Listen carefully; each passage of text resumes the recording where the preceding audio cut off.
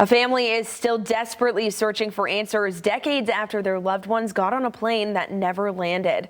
They're asking for help figuring out what happened, and they're talking to our own Jamie Sherrod.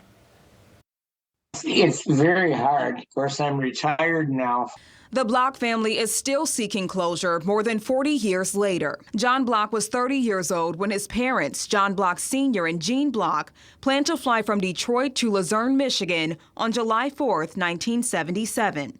But their plane never landed. So my brother called me, or I called him and said, hey, did our parents show up in my own? Did they skip coming to Traverse City and vice versa? And they said, no, we haven't seen or heard from them since.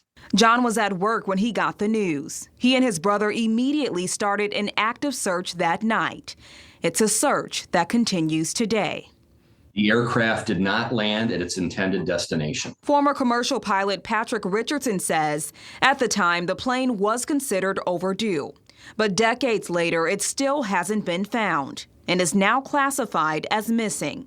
There's no evidence of what could have happened, and a crash site has not been located. But some witnesses say they saw the plane going down.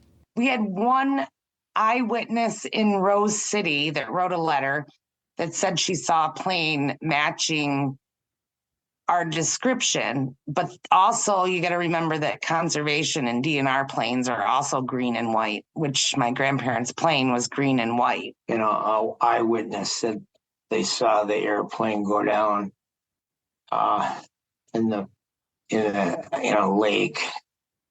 Yeah, but everything was eliminated. John says his dad, who was a Detroit fire chief and had been flying planes for almost 40 years, wasn't known to fly over water. And he was definitely afraid of putting the airplane down in the water and it breaking up and then sinking. So there might be a guy out there fishing this afternoon and starting to bring up airplane parts out of the water, but very unlikely.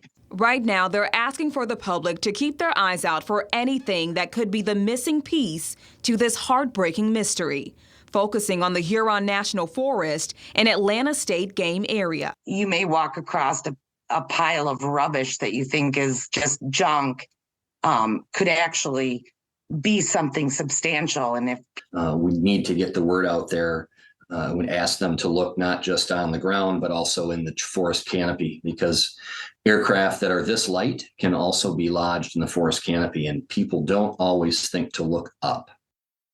That was our Jamie Sherrod reporting. The family told her they're especially asking hunters, DNR conservation officers, and law enforcement to keep an eye out. And if you see anything, contact the Grand Traverse County Sheriff's Office or local law enforcement.